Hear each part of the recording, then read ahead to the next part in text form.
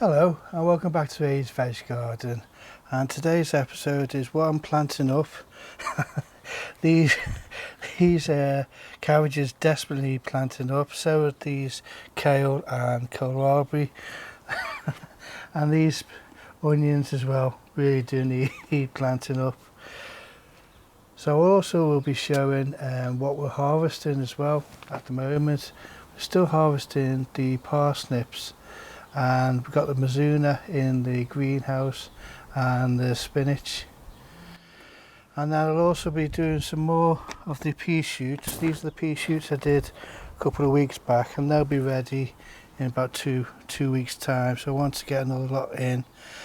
And then I've got all these seeds to sow. I've got salad onions, the giant enormous kohlrabi, leeks, chard, some lettuces, some sprouts and some broccoli. So what I'll do now is that I'm going to show you the parsnips that we harvested this week. We made a real big batch of parsnip soup, and we've still got half a bed full, so we're quite thankful at the moment to have all these parsnips. And then I'll show you the greenhouse.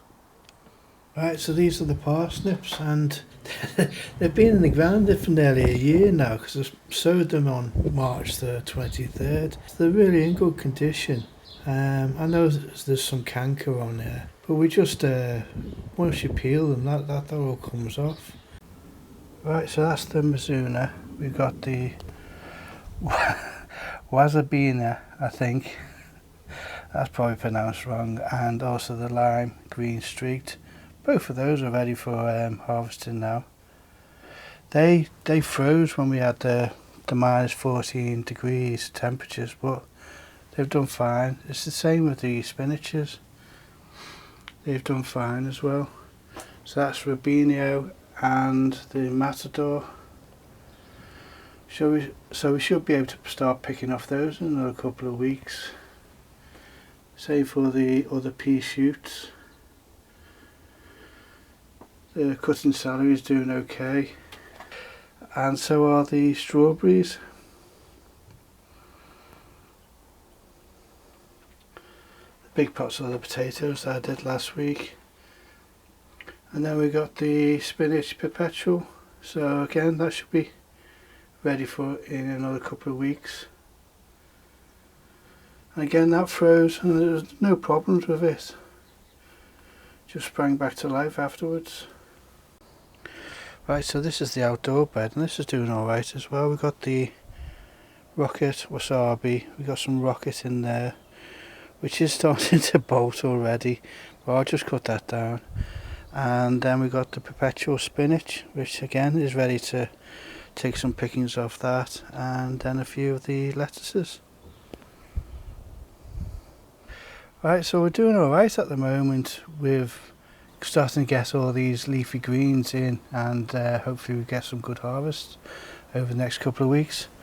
And then we're getting all these seeds in as well. Hopefully we can have a more continuous line of green leaves.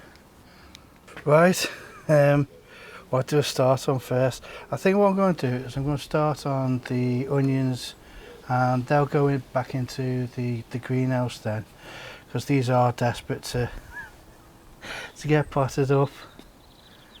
I'll do that one first. This is the red imposter, red onion, and what I've done is I've just broken them out and taken the bigger ones here. I've got some smaller ones here, and I've left some in clumps so I can use those, multi-sow those as spring onions. So yeah, these are the bigger rooted ones at the moment. So I'm just going to see if I can do this one-handed.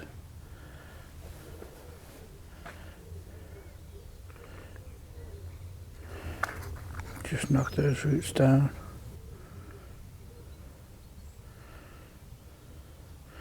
The rest will be done more gently than this.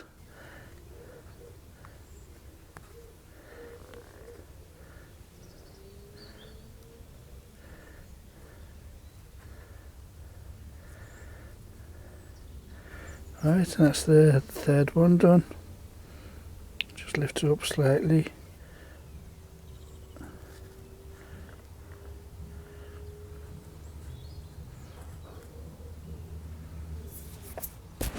Right, so I've got a few more to plant up now.